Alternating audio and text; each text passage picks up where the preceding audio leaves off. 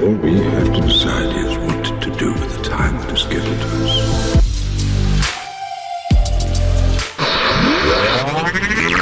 You've reached the internet's home for all things masonry. Join On the Level podcast as we plumb the depths of our ancient craft and try to unlock the mysteries, dispel the fallacies, and utilize the teachings of Freemasonry to unlock the greatness within each of us. I have you now.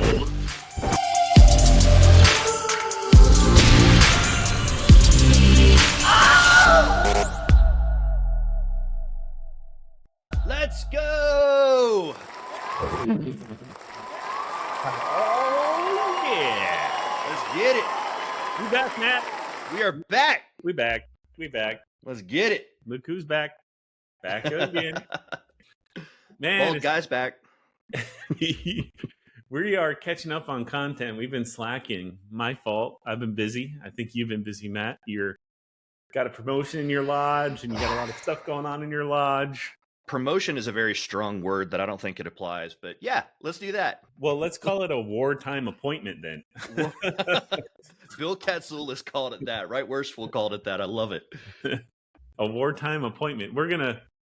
They'll listen to this after we're gonna release this directly after the Catsulas podcast, so they'll know what we're talking about. Yeah, good. And we have a special guest with us today from my home lodge, Sarasota Lodge number 147, Mikey Juan Acevedo. Brother Mikey. Our installed Tyler. Welcome to the podcast, Brother Mikey. Thank you for having me. What's up, brother? So, Mikey. So, to be fair, and I want everybody to know this, the last time I saw Mikey, he and I were in a shower while a 70-year-old woman was watching us. But we're going to leave that story for another time. She was throwing pennies at us. I don't know that your standing in the fraternity will allow this to lay over until next time. You might need to clarify that statement. We'll leave it up to the listeners' minds. Okay. All I'm saying is she was making it rain nickels. That's all I'm saying. It hurt. Wow. It hurt. I still have welts from it. She was throwing pennies hard. You guys are going to kill me before we even start, damn it. That's the goal, man. That's the goal. For those of the listeners that aren't aware, Matt, in addition to being an AC guy, is also a contractor of sorts.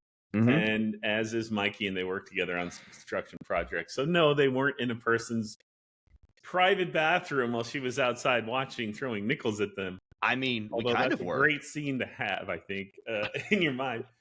No, they were actually doing a renovation for her. I've seen her peeking through the window every once in a while. Man. So we are here today because our brother, Mikey Acevedo, actually in his spare time as a hobby runs a paranormal investigation podcast. Would you care to share the name of your podcast with the listeners? Yeah, we're Beyond the Boundaries. You can find us on Facebook, Instagram, TikTok, any platforms you can think of. So we just talk about anything paranormal, not just paranormal, cryptids, aliens, all that. We get into just about anything.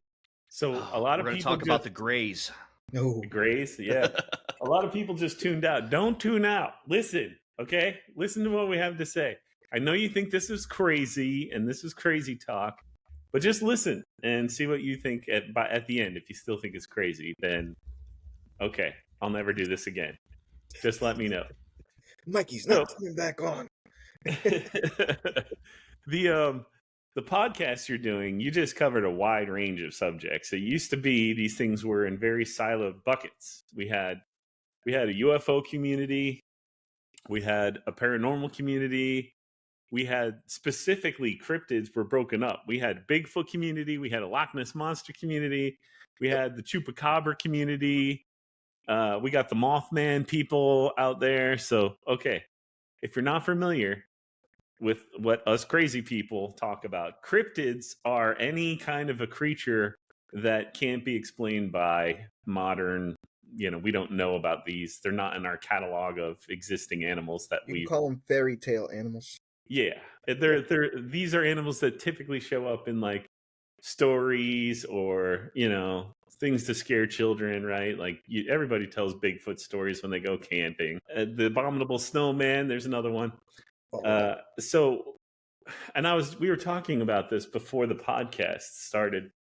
I'm older than you guys. I know What? it sucks to be in my role and be the old man, but that's my role in life, unfortunately now. And so I was born in 1975. And I remember being 17, and we were talking about this. I would drive to work at Disney. I worked at Disney at that age.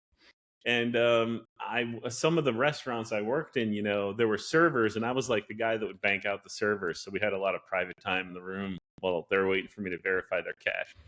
And when I'd have like the guys that believed in UFOs alone, we would like talk in secret about UFO stuff. Like, did you hear? Did you hear that they found something at Groom Lake? Or did you hear that there's something going on at Area 51? And it was all this gossipy hearsay. And that's the only way you got information about this stuff. There was nothing on public television. There was nothing on public radio. However, like some AM channels started popping up. This is like 1992, let's call it, 90, 91, 92. And so I would have to listen at midnight on an AM station to get any information about UFOs. There were books put out, so you could read some books. But let me tell you, it was very socially unacceptable to talk about, think about, believe in, or discuss anything UFO related. I think that the other area, like the paranormal, was a little more widely accepted, probably because they made a lot of movies about it. We had like The Exorcist, and we had like, what was that other gross one where like they built their house on a Indian land, and Poltergeist. There you go. Poltergeist. They made a couple of them. Yeah, there was a lot of those kind of movies, but you didn't see a lot of alien stuff back then in the 80s and 90s. And then Steven Spielberg came along. Yeah. Well, he did make a movie in the 70s, I believe. I think that was the late 70s when he did Close Encounters of the Third Kind. Now, are you aware that the only scientist the government employed at that time to work on an official government project was in Close Encounters of the Third Kind? I did not know that. No, Yeah. Yeah, the scene where the aliens come down and all the scientists are like walking forward, in that big hangar. Right. He's one of the scientists at the front of that line. And he was the guy that was the government employed scientist in Project Blue Book. He's the guy that investigated all those. So we'll get into that. Yeah, there's a terribly weaved web when it comes to UFO stuff and our government and our media. Look, depending on how fun this episode gets, I'm probably going to start busting out the Alex Jones impersonation. Oh, no. Like at some point, it's going to show up. Just So be ready for it. I've never I love that seen guy, his man. show. I've never seen it. I've only seen like the little clips where he's saying crazy stuff and people share it. They're turning the frogs gay. Well, Is he a from UFO what guy? I've heard, An alien? 25% of he the is? stuff is correct. I mean, it's you're batting correct? pretty. Here's the thing. Here's what I don't understand. I don't understand how you're going to call anyone can call the guy a kook when like he got the one thing really, really wrong. I'll give you that. But the fact that he called September 11th like 4 months before it happened and it's recorded. Really? So he called it. He goes, airplanes are going to hit the World Trade Center towers. They're going to blame Osama bin Laden. We're going to invade the Middle East. And he called that in like April of 2001. It was Damn. insane. How? That's a great question. How would he have Nostradamus. known that? That's a very good question. That is a good question. No, I don't. Obviously, I know he's in trouble for Parkland shooting or something, right? He said it was fake, and they sued him, and he lost, and he owes them like millions of dollars. Dude, it's over $1 billion with a B. Billion now? Yeah. So they're railroading this guy straight up into bankruptcy. I mean, his show's still on and everything, but yeah. So essentially, they found him guilty by contempt, or I can't remember the exact name of it, but either way, the court asked him to produce something. He couldn't produce it, so they just automatically found him guilty. So all the court proceedings that you saw on TV and online and everything, that wasn't a, hey, are you guilty? That's a, how guilty are you, is what that entire whole thing was. I watched the whole thing. He had a couple of really good zingers, and the judge was like, yeah, you can't talk about the Clintons while you're on the stand. So it was hysterical. I was dying laughing during that whole thing. I didn't see any of it, and I'm only like cursory aware of it because I don't know. I didn't realize he was like prophetic. I thought he was just like a guy who says like kind of extreme things. No, he and even still, like the Trump assassination attempt, a few weeks back in July, he actually predicted that, gosh, 4 or 5 months ago, where he's like, they're going to try to shoot him at a rally. Like, so he flat out was calling this, like, and even still, statistically, that would be like the That'd be one the that would easiest. happen. Yeah. Yeah. So it's like, all right, you're not exactly prophesying at that point. Like, you're just saying, Right. okay, statistically, that's going to be the best option. A man is going to have a heart attack today. Like, Yeah. okay. Yeah, exactly. Someone's going to tie their shoes. I just know it. So I wear Yeah, Crocs. I don't some tie of my that stuff shoes. is hard to believe.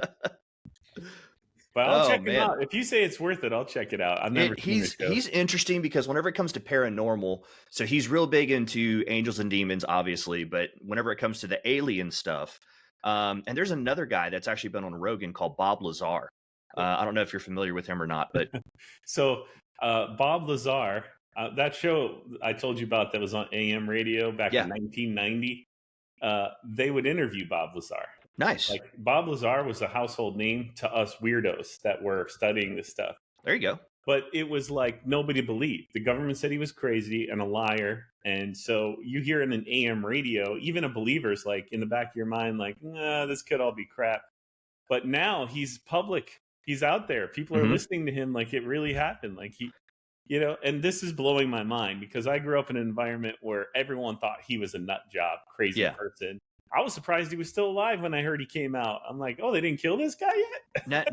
Not just him. I mean, there's gosh, if you go back on Joe Rogan's channel on his Spotify or whatever he's streaming on nowadays, but if you go back on Rogan, he's had like Navy pilots on there. He's had like Yeah. top end military brass where Yes. they're like, yeah, we don't know what this is. It's an unidentified aerial phenomenon, but Yeah. this thing is pill shaped and it Right. literally will hit the water and maintain the same speed With no splash. with no splash.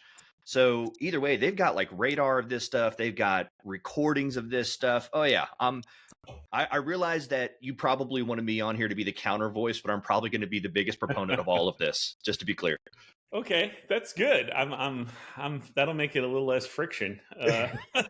So, the thing is, this is all happening in real time right now as we record. Like there are government projects today that are investigating these things right now in the United States and in other countries.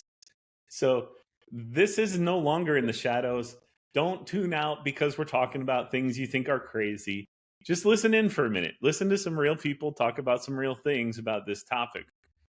We have a semi-professional here with us. I don't know. Can I call you a professional? Do you I've do been this doing this professionally? since 2019, so I mean, Okay, that's up here we to go. you. Have you gotten paid to do a paranormal investigation? We don't get paid. We actually donate. So if a client wants to give us money, we have our own charity that we put the money into, and then we go into any autism group that needs money, and we donate it to them.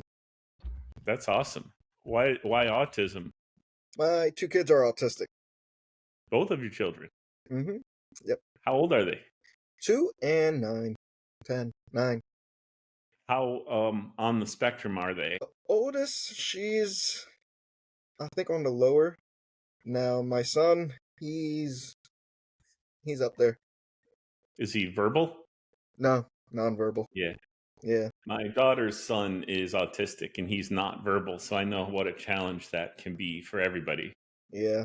Yeah. When I mean, when they don't communicate like with words, it's really hard, and they're already not super good at communicating. He's getting a little better with showing us and kind of like dragging us to where he wants to. Like if he wants a bottle or something, he'll take us to the kitchen. We'll open the gate up and he'll slam open the door and grab his bottles and drink it. So he's showing us a little bit on what he wants, what he needs. Does your daughter help with the translating? No. What he wants? Well, I know she's only away, 2. She's away for the summer, so. Ah, okay. Yeah. Yeah, right.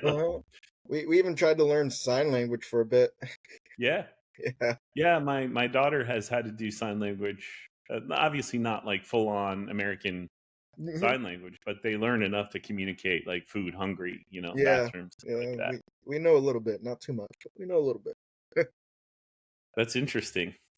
So How did you wind up getting into this paranormal area? You're a young guy. How old are you now? I am actually, on Monday, I'll be 27. You're 27. Okay, your Masonic career should be easy to cover. I was there for it. We made you a Master Mason last year. Yep. Yes. Right after And, Matt. Me and Matt were raised up like a week That's right. apart. Yeah. That's right. Super close. Yeah. I was raised December 9th. So I was raised December 16th. yeah. Yep. Wow, week apart. Yeah. He's your elder in Freemasonry. You have to listen to him. I know. That's I know. right. I mean, not only that, you can tell by the gray beard he's got going on too. He's pretty much an elder. No, he's 25. He's younger than you. Oh, is he? Is he? Yeah, I don't know. I don't know if I believe that. That's every member of Turkey Creek, I believe, turns gray within the first 6 months. Yes. Honestly, yes. Yes. My goodness.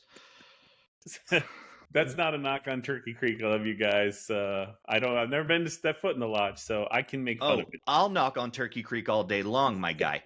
Okay. So- It's like, that's my family. Only I can talk about my yeah, family. exactly. No, you're younger than me, but you're older than him. You're in the middle here. Oh yeah. I think you're both millennials, I believe. You're of the same generation. Mhm. No, I actually don't make the cut. Well, You're you're that reborn. young, huh? Millennials, they cut it off at 96. I was born in 97, so I didn't make it. Oh, so you're in that in between year, that Yep. lost generation. What Yep. is it? What are you? Tell Is us. Gen Label Z? yourself. Gen Z, I believe. Or Hang on a second, I'm looking it up. Gen Z. Y. Yeah, Gen Z or Yeah. iGen was born from 97 to 2010. iGen just sounds so much cooler. Yeah. I'm Yeah, the iGen. it's kind of like saying, Generation X. So Yeah, Generation X is, here we come. I mean, we're walking into things now. well, You're I'm just seeing- thinking from like WWE, like Oh, yeah, Generation. Yeah. All right. So, you're a baby Mason. You were installed this year as the Tyler of Sarasota Lodge. Yep. You've been doing a great job. I was at your installation. This man carrying a broadsword is a sight to be seen. Go on Sarasota's Facebook page and watch the photo of it. Carrying a sword like twice as big as he is pretty badass. You know, How has it been for you in Freemasonry so far in your short career? I'm not gonna lie, I would not have done it any other way. It's been amazing. It's been amazing. So from the moment I first stepped in and signed a petition to where I am at now, it's been a great journey. I was his catechism instructor through all three of his degrees, but I oh, wasn't very able to- nice. I mean, I wasn't able to come back and do his Master Mason catechism. They kind of creeped that one in on me, so I wasn't there. I apologize. my forehead still hurts, by the way, Chris. Your forehead. Yeah. Why? Oh, I knocked you. Yeah. Yeah. I was also I played third base in his Master Mason degree. And let And me when I- tell you, if you've never seen me play third base, you're really missing out. No, you- it's the scariest thing you'll ever see. Chris gets so into that role that when you see him outside of that lodge room, you're like, I don't know if I want to mess with this guy. It's a different anymore. person, man. I'm playing Yeah. a character. You He got to gets get the into crazy that eyes character. with it and everything. Yeah. I have seen two people play third base. One is like this, old, frail, like podiatrist from, I think, either like Temple Terrace or Hillsborough Lodge. But either way, like he got into it too. But then the other one is our current DDGM, Roscoe Love, Right Worshipful Roscoe Love. Now, Right Worshipful is like, he's just a grizzly looking dude, always got a cigar in his hand, but he's got like this like wispy hair and everything. So what he did is he grabbed the shirt and rocked it back on the forearms to where he like had the person off their feet. This guy's like 70 something years old. Nice. So it's like, and he's like picking these dudes up. I'm like, Roscoe, Put that boy down. like, first off, this is awesome. I can do this. Like, train me for that role. That's what I want. Well, I mean, imagine Chris is like, what, 6'2"? I don't know how much you weigh. I'm a 5'2", 5'3" guy, and I thought I was flying through the air when he just he picked You me up were, like a piece actually, of right? paper. Well, it's like that is one of the toughest roles in Freemasonry to play, because we are not to do rough and unseemly conduct in our work. So we're not supposed to roughhouse people. But it's However, in the name. the role calls for a little bit of roughhousing Yeah. by default. So it's like the line there is really hard to find in the right way, because you can go too far, and if you don't go far enough, everybody's let down. It's like, I've heard rumor that back in the day, so supposedly like back in the early to mid 1900s, Turkey Creek was actually a 2-story barn, like a horse barn. And so I've heard rumor that they actually used to throw people out of the second floor oh my goodness, for third base. And Oh I'm my like, goodness, I that's would not pay right. so much money to see that. That Just like ain't some right. guy just getting like launched out of a window. That ain't right. Was there something in Yeah. the bottom to stop the If you fall? have to do stunt training work before your degree, it's not going to be good. Looking like Michael J. Fox, just doing the Wilhelm scream. Hans Gruber falling off Nakatomi Tower. Like, Exactly. Yippee-ki-yay, EA. Yeah. Wow. I don't know how we got there. We were talking about you becoming a Mason. Yeah. I'm a big fan. Invite me. I'm waiting for somebody to ask me to come do some degree work. So please invite me if you have a Master Mason degree. I can do lectures too. I can be a multi-purpose tool, but call on me.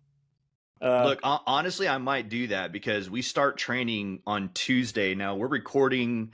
Today's August 10th. We start training on Tuesday. I have to sit in the East for an EA degree in October. Excellent. Yeah. So it's like I've got less than 2 months to prepare for an EA degree. So our lodge, we haven't done this in the longest time, but our lodge, the way it used to be, is that the senior deacon put on the EA degrees, the junior warden put on the fellow craft, and the senior warden put on the master mason. We haven't done that in like generations at our lodge. And so Worshipful this year, Dave, Worshipful was like, hey, by the way, we're getting back to that. And I'm like, I just got installed. Have mercy, sir. You've started to blaze trails, and once that trail's blazing, all you can do is put more fuel on it. You can't let off that gas, man. You got to keep going. Just do it.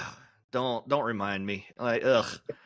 You'll have a great time. But the thing is, and this is the I guess kind of frustrating part, is like our lodge is so rusty, is that like I'm like, hey, by the way, I need a senior deacon for an EA degree. Like obviously that's like the most talking is going to come from that role. I'm like, hey, I need a senior deacon, and like nobody's raising their hands. And I'm like, I do not want to have to call on another lodge to have a senior deacon. I really want it to be one of our guys. Yeah. So we'll see what happens with it. We've got three. Right. We got 3 guys that we're going to initiate in October. Nice. So it's going to be 3 EAs. We're going to track them the whole way through. I'm the catechism instructor too, so we'll see how that goes. Woo! You just keep filling up your plate, don't you? That's this is what pump priming a lodge looks like. One person got to do all the work to get it going. Got to put the lodge on your shoulders. Yeah. And then you'll initiate guys that will see how hard you're working, and they'll be impressed by it, and they'll want to join in. And you'll have an army of people. You already got a crew behind you. You got a great situation right now, Brother Stone. Look, if anybody at Turkey Creek wants to be mad at me for the seeming hostile takeover that this younger generation is doing, blame the guy on this podcast right now, Chris Burns. As soon as I think I was a fellow more craft. Haters. Thank you. Yeah. I think I was a fellow craft, and I was talking about how like our worshipful at the time was doing catechism instruction, and like I didn't think it was proper and all this other stuff. And you go, Matt, I think it was the first time we ever talked. You were like, Matt, build yourself a crew of people, and those are your guys. And that's what we've done. We've got like 6 dudes. Now you can really get stuff done. Yeah, we've got like 6 or 7 dudes to where, and like even that plan of action that you and I need to talk about here on the podcast. But even with that plan of action, we're going to have like 7 years of fresh masters if we don't bring in anybody else. If we bring in these additional 3, now we're up to 10. There you go. So it's like, all right, we're going to have 10 years of fresh leadership at a lodge. You're going to fundamentally change that lodge. Absolutely.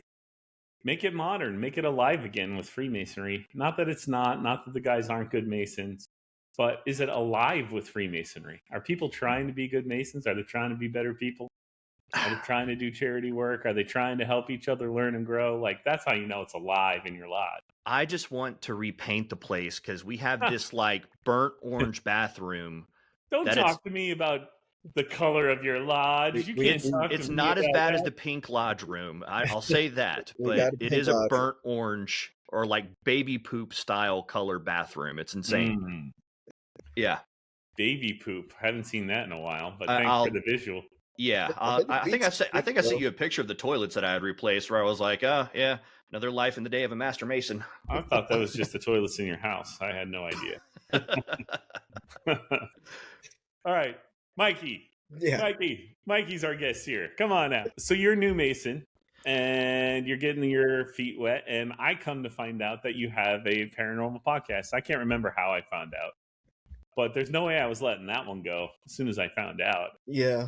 I've actually, since I've relocated to South Carolina, had some interesting experiences here and even sent some photos to Mike like, hey, what do you think about this? Is this weird? And, you kind of helped me out with some logical explanations that made me feel like, okay, could be a reflection off the window, could be. I'm okay with that answer.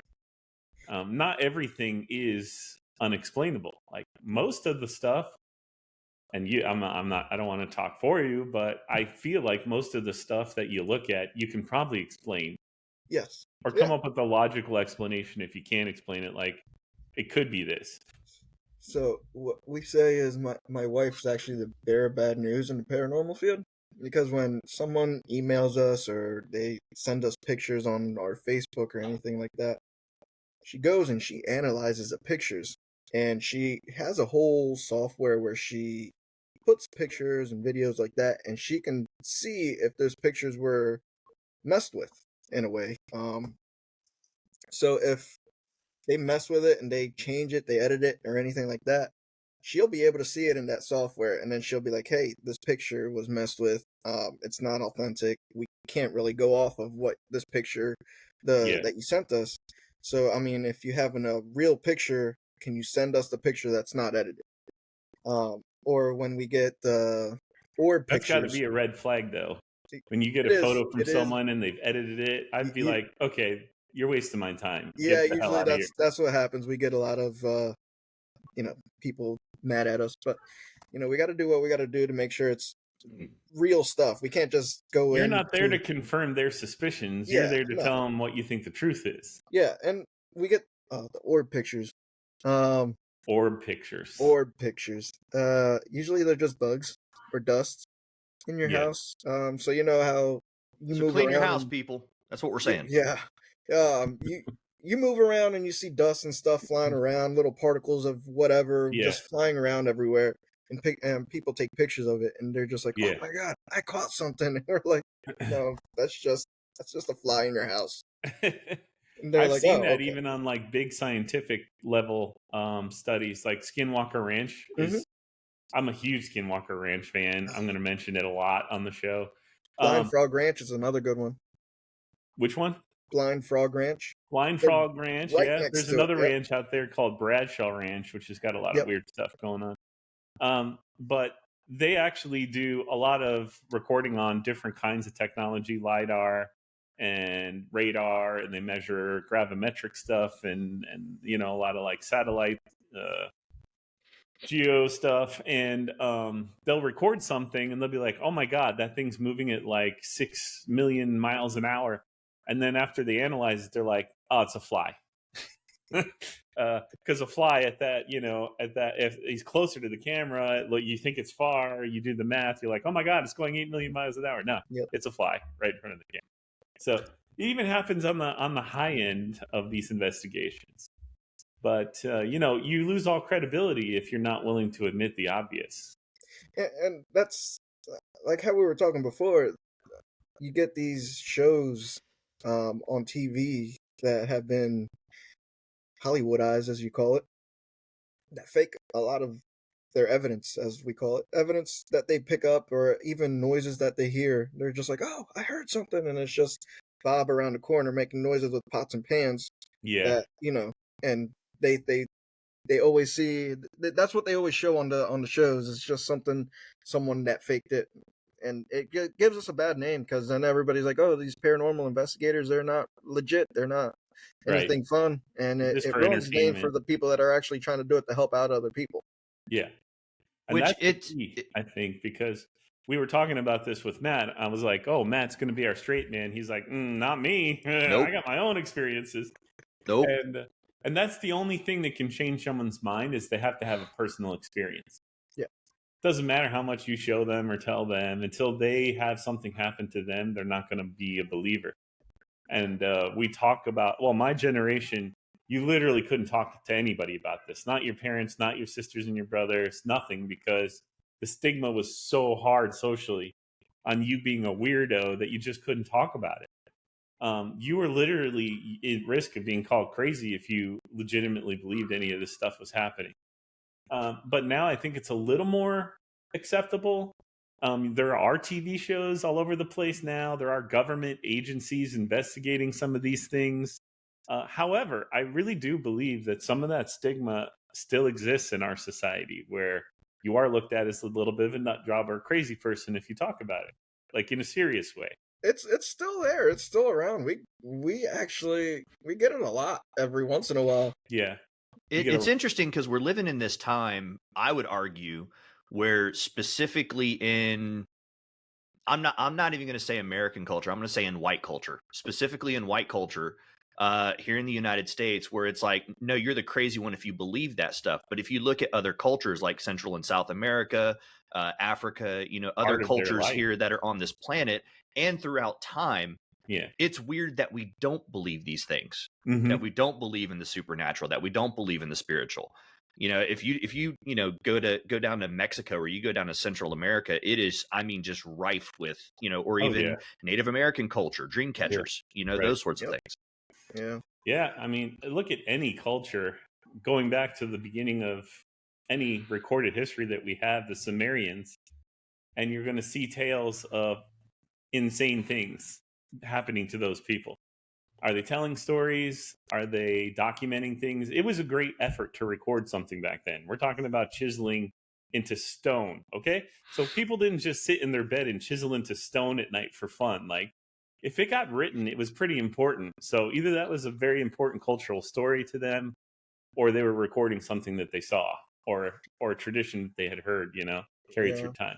Well, they say every fairy tale folklore has a little bit of truth in it. It's not all of it, but there's always a little bit of truth in those fairy tale stories. Like, the big thing for me, like, the more I'm able to see the bigger picture of all this stuff, and we should probably start at the beginning, not at the end.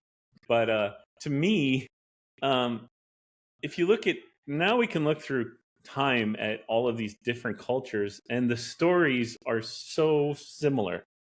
They all kind of line up in such a similar way. It's almost impossible to discount that there's a continuous thing happening through time, because everyone's documenting it in their own way. And it kind of all lines up with each other's stories. You can convict a murderer on less than that in their modern culture. So it's like, we have plenty of evidence. It's just still, I think, discounted. And a lot of even mainstream scientists don't want to. They're coming out more and more because they're discovering things like Gabiglia Tech and some of these like really old underground tunnels that have been connected in the Turkey, in the area over there, where like they had underground society that we didn't know about, like 5,000 years ago, 8,000 years ago. And it's really hard to dispute that. So scientists are struggling to deal with the fact that science is matching up to what we've been saying for decades.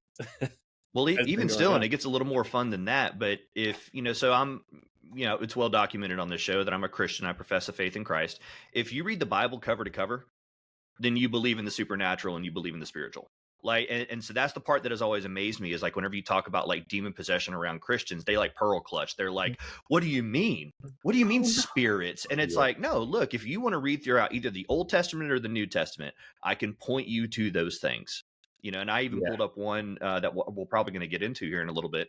But it's like, look, even Christ had to deal with demon-possessed people. In the Old Testament, Saul actually had a witch summon a dead prophet. So it's like, if you believe the Bible cover to cover, you believe in these things.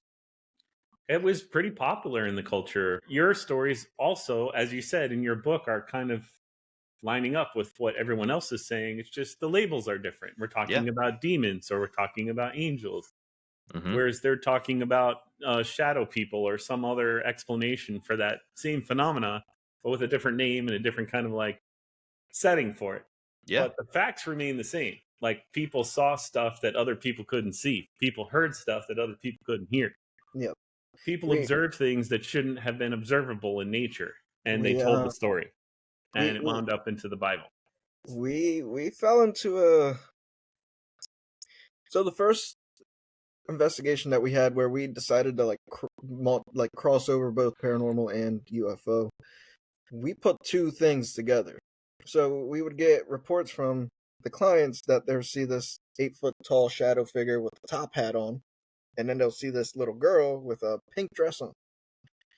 We're like, oh, that sounds paranormal. That's, Something sounds weird. Yeah, it's a weird thing. 8-foot guy with a tiny little girl with a pink dress. And they're both shadow figures? Yeah. We ended up talking to a professional UFO guy. He's been on all over Discovery Channel with the TV shows and all that.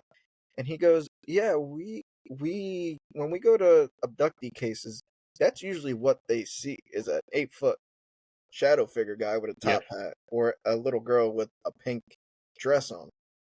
That's where we decided to just switch our roles into just not paranormal, and we're like, oh, let's try to see if the UFO stuff works out. No, that's interesting. So, like I said, when I grew up, you were a UFO guy, you were a paranormal guy, or you were a Bigfoot guy. But it seems like in today, a lot of this is getting rolled into one big category of like strange things, or high strangeness, I think you call it, right? High strangeness. Some high strangeness is happening here.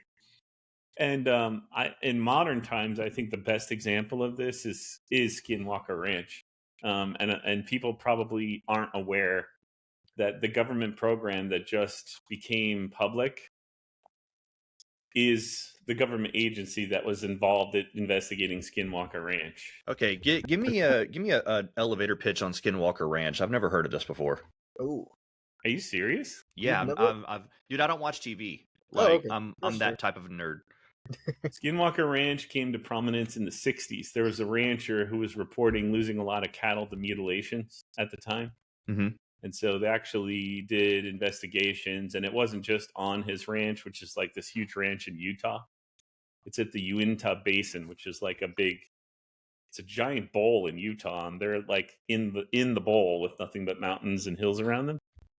And so police investigated. Everybody couldn't explain what was mutilating these cows, because these giant cows would show up with no blood anywhere, and they would have surgical removal of the eye or the tongue or the anus. Like, it wasn't like an animal gnawed at something and made a big mess.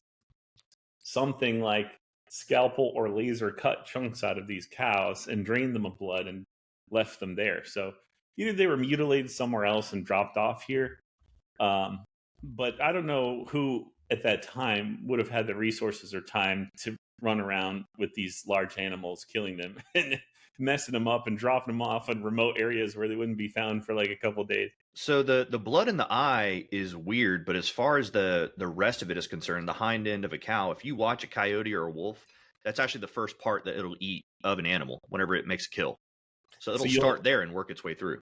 You can absolutely tell the difference between an animal eating the ass off a cow and a borehole being made into a cow that's like completely clean and circular. It looks like there's a thing about it on Netflix. I might have to watch this whenever I get home. Oh, there's several things. Don't worry, I'll recommend you the right things to watch. Thanks. Yeah, appreciate that. I'm just telling you, this is where it started. It started with those reports from this rancher, right? That's the only thing that was public. However, the rancher was reporting a lot of other things that weren't made public, like paranormal things were happening in his property. There's a very popular story where he was so terrified of his cattle, he was going to leave the ranch, but he was afraid to leave them. So he put all the cattle in a pen in like the front of his ranch where he could see them when he pulled in. And he was so uncomfortable, he came home early to check on the cattle. We're talking about 5 male bulls, okay? And when he got there, they were missing. And so he searched the property, and there was a little shed near where the cattle were being kept. All 5 cattle were crammed side by side into that shed. Right? And he opens the door, and they're standing there motionless, almost like they're hypnotized.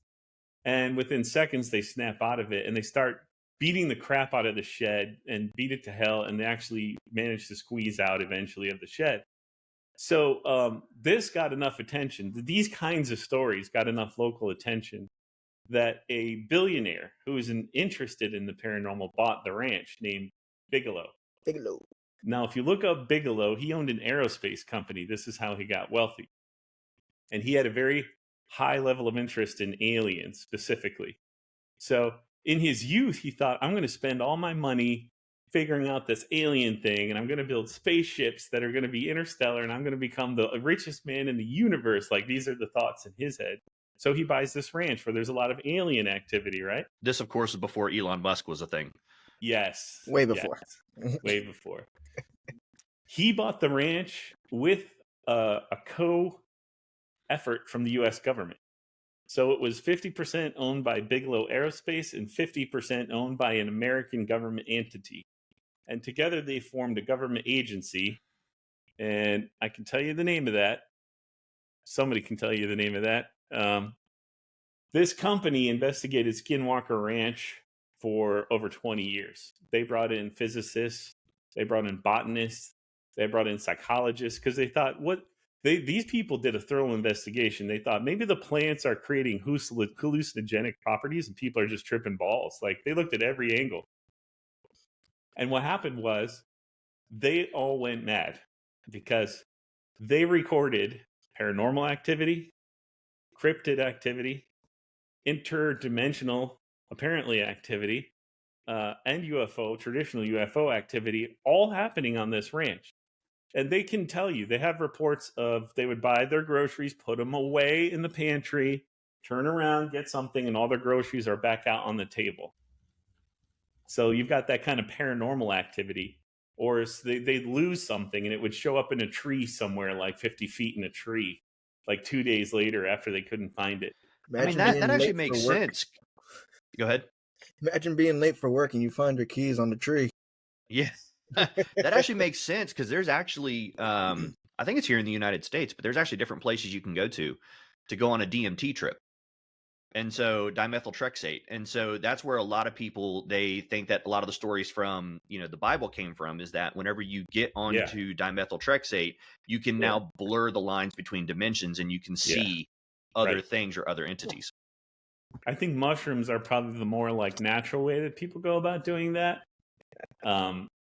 Because it has the exact same properties of like hallucinogenic kind of effects. It's really opening your mind to things that you wouldn't normally be open to. It's removing barriers that your mind has in place. And people call that they're seeking to kill their own ego. So when you go to a therapist, you're essentially dealing with all the problems that your ego creates for you. Why you don't communicate right, why you get angry about things. This is all related to your ego. And so psychologists take decades to break down the barriers of your ego to get to what's really happening because you protect yourself. Your ego does. But you can take a drug like DMT or you can take psychedelic mushrooms and your ego melts away 100% completely within hours. And so they're looking at using this. They actually put people in a room with the psychologist and they do sessions while they're under psychedelic drugs. And they make progress that would take them 15 years to make by going to nightly meetings, for an hour at a time, because they can totally break through the ego and get right to the root of what your problems are. So you heard it here first, folks. Chris is going to be sponsoring a Masonic mushroom trip that we are going to gather a whole bunch of Master Masons together, and we're going to go on a mushroom and DMT trip. Sponsored by Chris Burns. I will pay for the drugs. However, we have to have a responsible medical professional there to help us. That's the key. It's not for fun. It's actually for medical treatment. And so people always try to self-medicate. And I think a lot of people do it through tripping like that because they can get to the root of what really is going on in their life.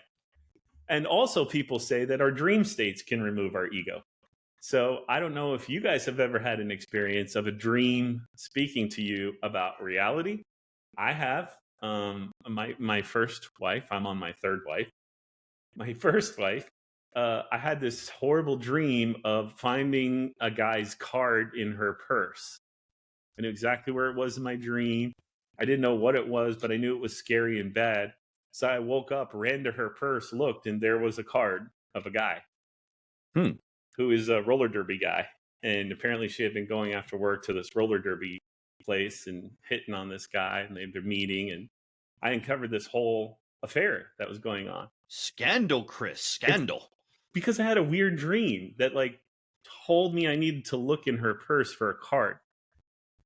And that is probably the first time I thought, okay, this is not cool, because my dream affected real life. I shouldn't have known that. I shouldn't have known to look there. So I had a personal experience that didn't line up with what reality was taught to me, growing up. So my mind got open to other things. I thought, well, if this is possible, what else is possible? So this type of stuff actually, this might come as a surprise to you, but I was actually raised around this type of stuff. So my family on my dad's side is actually from backwoods Georgia. Backwoods Georgia. Backwoods Georgia. Family tree has some branches that shouldn't connect. Backwoods Georgia. Gotcha. Yeah. So it's our family tree kind of looks like a palm tree. So having said all that, my grandmother on my dad's side, I don't know what she practiced, but I would almost call it Wiccanism. Somewhere around there. So she called my dad. My mom and dad met here in Tampa, Florida. And so she calls my dad, and they called him Bo. And she said, Bo, I had a dream about Denise. Now, Denise is my mom's name. And he goes, really? What was the dream? And him and her drove a Datsun B210 GX. They're very specific on that. They bought it for $500. And she goes, she got into a wreck in the Datsun, and my older brother in this dream died in this dream. And she goes, wow. And the only thing that I remember is that there was a yellow clothes basket in the back of the car that was laying next to his body. And so whenever dad got home after talking to her, he walks out and he goes, hey, is there a clothes basket in the car? She's like, yeah, I went to the laundromat today. And he walks out to the car, and there's a yellow clothes basket in the back of the car. So he immediately took it out, and he's like, don't ever put that clothes basket back in that car. Wow.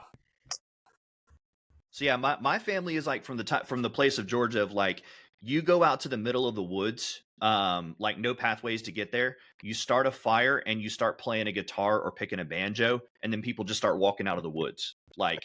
That's my extended family in Georgia. Yeah, honestly, it probably was based on them. Sure do got a pretty mouth, boy. Yeah. So you have personal lifetime experience with this stuff. Yes. Do you have any personal experiences with this I stuff? know why you're asking that, Chris. I'm just asking because you're a believer, and everybody I know that believes in anything out of the ordinary only believes because they had a personal experience. So this is the... Okay, so I'm a firm believer that dreams can be interpreted. Dreams can tell the future. I mean, we have the word deja vu for a reason. So this is not something that is uncommon. Now, I had an experience, and if I get emotional during this, you're going to have to cut this out. So for context, for people who don't know, my dad passed away from complications with cancer about 15 years ago. And so he passed away July 29th, 2009. And I think it was mid-August. We're freaking out, right? Because my dad is the license holder of the business. He was the key pillar in our business, everything in our family. Dad was the cornerstone. So we're all freaking out because we've only got 30 days before county and state are going to come in and shut our business down. So I have a dream, and it's one of those dreams where you don't just, your head hits the pillow, you wake up, a few minutes later, and you're like, oh, I have this faint memory of something that happened. No, I experienced all 6 hours with my dad. And it was weird because I picked up dad in my truck. This is in the dream, by the way. I picked up my dad in my truck. I drove a 07 Toyota Tundra. We got in the truck at Lakeland Regional Hospital. We drove all the way down I-4. For those here in the local area, you're going to know where I'm talking about. We got off at I-4 in Branch Forbes, turned around and drove back. And that trip took 6 hours. We talked about everything. He told me about my... Don't judge me. We talked about... Too late. Dude, here's the thing. I haven't told this story to people. So like it's kind of messing with me a little bit. So he told me about my younger brother. He told me about my mom. He told me about all kinds of stuff. But this is the part that freaked me out. He goes, Matt, here's what I want you to do. Tomorrow, whenever you get back to the office, I want you to go down to the county and I want you to talk to this one specific guy. He goes, I want you to talk to this one specific guy, explain the situation to him, and he's gonna get this figured out. Also, I want you to go talk to this builder, this one specific guy, and I want you to talk to this executive over at this builder. And I'm like, I don't even know these people's names. I've never heard these people's names before.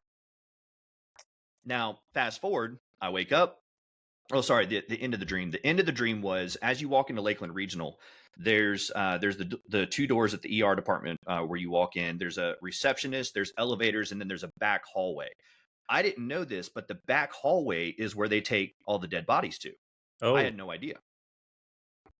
I only found that out later. And so Dad walks in, and Dad walks down that hallway right by the elevators, just to the left of the elevators. Anybody at Lakeland Regional is going to freak out whenever I tell them this. So, and there's two figures that are standing on both sides of this hallway, and I'm following Dad into this hallway. They both stick out their arms. So like, the guy on the right sticks out his right arm, guy on the left sticks out his left arm. And there's a gold brace. There's a gold like brace on their arms. The weirdest thing ever. Like a bracer? Yeah. Like and it's gold, and like they're hooded, right? So I can't see their face. All I see is a hand and a gold brace on their arm. And I'm like, hey, my dad's going back there. I want to go back there with my dad. Don't judge me, Chris. It's too late for that. I know, right? And they go, you will go with him, but not yet. It's not your time. And all this happened in your 6-hour dream. In my 6-hour dream. I kid you not. I wake up the next day. I go down to the county. I talk to that guy. I call the guy at the builder. Everything just clicked. We got a temporary license that gave us an additional 45 days to get my license transferred over. The builder was super understanding about everything and walked me through a whole bunch of their processes. It was one of the weirdest freaking things ever. And so whenever people are like, oh, I don't believe in communing with the dead. I did. And it was my dad. Well, so see, this ties into every single culture since human history was recorded. Christians will say you spoke to an angel or your dad, right? Other cultures will say that was your guardian. Other cultures will say that's yourself. You already knew this. You manifested it in a shape, in a manner that you would trust, so that you would do the thing that needed to be done. But you knew it all the whole time because you're connected to I mean, I don't want to get too wacky on you, but this is very common in every culture, and they all have their way of explaining it. But when you have a personal experience and I have a personal experience and Mikey has a personal experience, you can't tell me that I didn't experience what I experienced. You can say other stuff isn't real, but I know mine's not. It is real. And not only that, but if you're listening to this and you're a professing Christian, I would encourage you to go to 1 Samuel 28. Are you cool if I read this short little passage? Please, yeah. So this is King Saul. King Saul summons a medium of Endor, or some translations call it the Witch of Endor. And Endor, isn't that where the Ewoks came from in Return of the Jedi? I'm pretty sure it's a Lord of the Rings reference, but yeah, let's go with what you said. Okay. So, but either way, he disguises himself. King Saul disguises himself, and he wants to talk to Samuel. And so 1 Samuel 28, he's talking to the witch in this point. He says, Saul vowed to her by the Lord, saying, as the Lord lives, no punishment shall come upon you for this thing, for summoning this dead guy.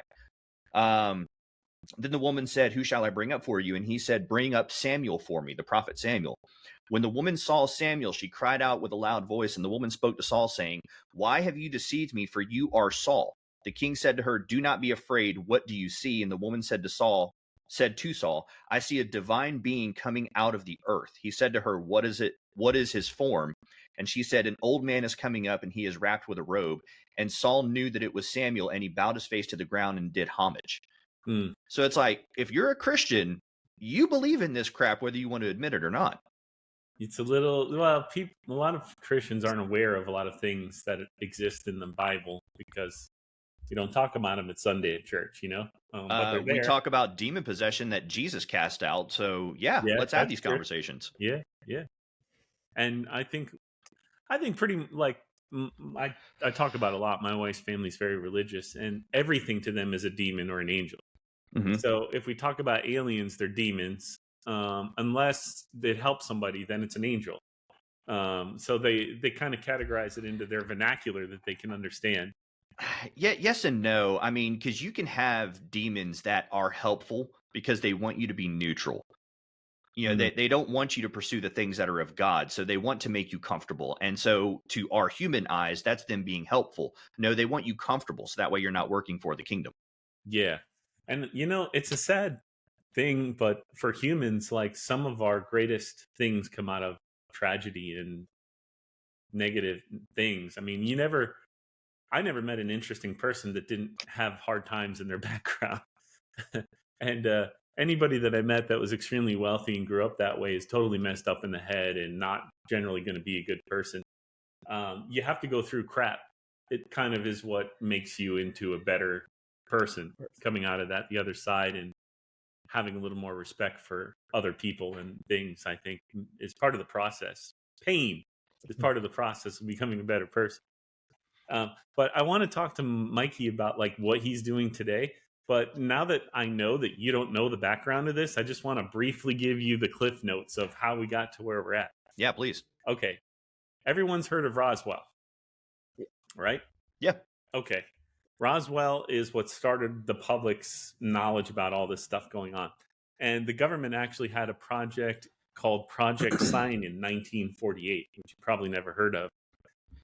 It was established by the Air Technical Service Command, and they were investigating at Wright-Patterson Field Air Force in Ohio, claims of things that were strange in the sky.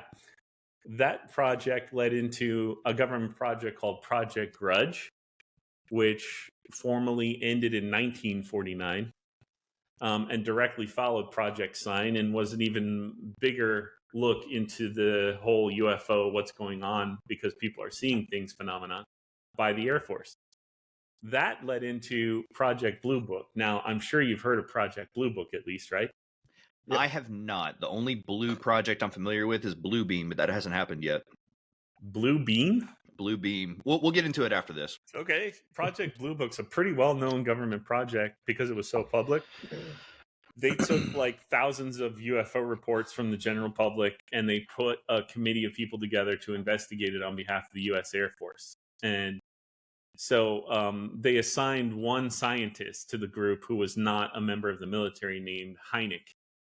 And Hynek was the resident genius. So he had to go around, listen to everybody's stories. And he was approaching this from a scientific perspective in the beginning. And so he was able to explain away most of what people would bring forward. But out of the thousands of reports, there was a few hundred that he couldn't explain. So when he would have internal reports with the U.S. government, they would tell him, make it go away. And he'd be like, I'm doing science. And they'd be like, no, you're working for the government. And so he was forced to give crazy reports. So there were the most popular one that everyone knows about. Multiple people saw an orb type object in the sky at night, and it was moving erratically, which is a common report these days, but in those days it wasn't. So they sent Hynek and the team out. He interviewed everybody. He found all the witnesses to be totally credible. And he reported to the government, we really don't know what this is. We need to put more resources on this. And they gave him the answer. So he had to go on public TV and report that it was swamp gas.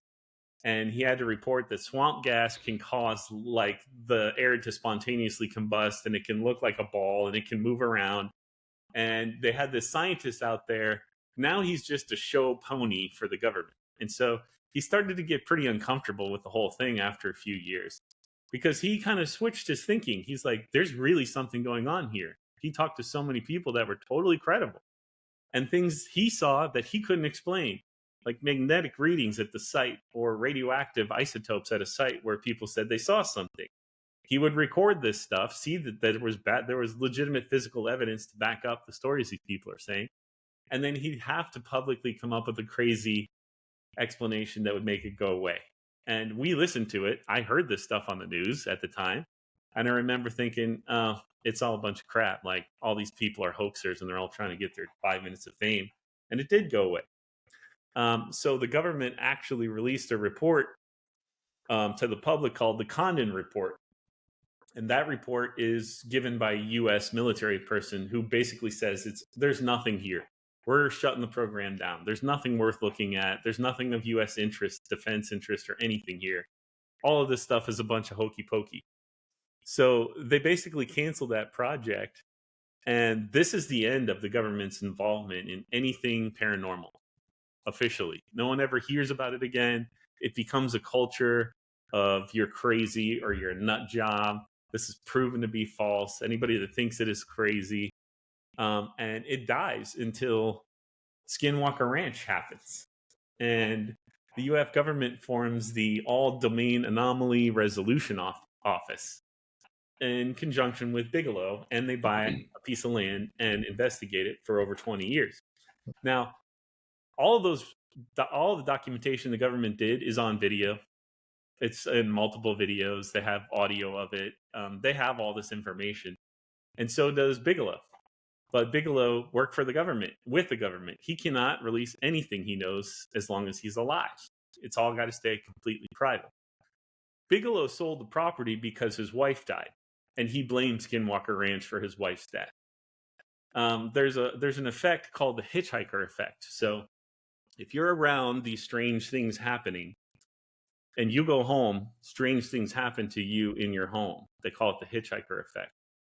And he was experiencing shadow figures. He was experiencing time loss. He was experiencing strange lights that would follow periods of fear when they were sleeping at night, a feeling of being watched.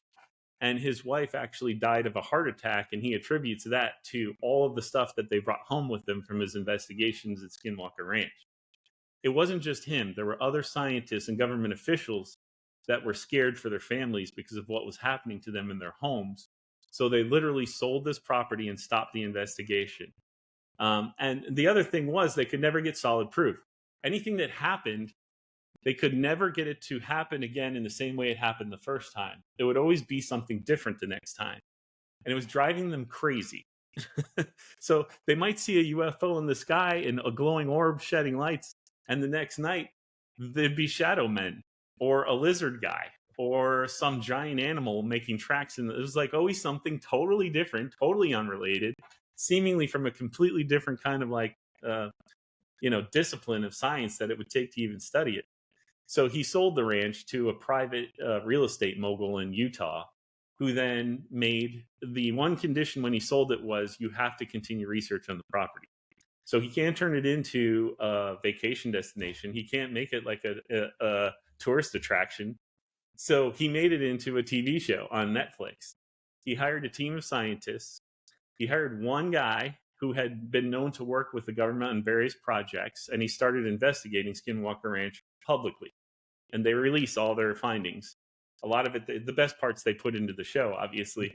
But the rest of it, they're working with universities and they've uncovered stuff and sent it to be studied, and they get the results from labs. And so a lot of this is well documented. And so they find out that the guy they hired was actually working for a new government agency, unbeknownst to them. Okay. So the same organization that had owned Skinwalker Ranch hired a guy named Travis, who is a physicist, to get on that team. He was their guy at the new government agency, but they were not contracted with this real estate guy. So they embedded one of their guys in his show. And it wasn't until the second or third season he stepped down from the job, and it was now public that he was the director over there. And they were taken aback, like, you're what? We were letting you in on all of our stuff, and you were a government agent the whole time investigating this stuff? This is literally happening, well documented. See, and even still, and Mikey, I'd love to get your take on this, but as a religious man, I mean, I attribute that to spiritual, especially whenever you talk about the hitchhiker effect. You know, spirits can attach to objects. You know, and that's, you know, through the Catholic Church, that's been well documented, you know, with some of their exorcisms, which a lot of them are garbage, but, you know, they actually have a division that is specifically for exorcism and stuff like that. But Mikey, what's your take on that? I attribute it to spirits. What are your thoughts?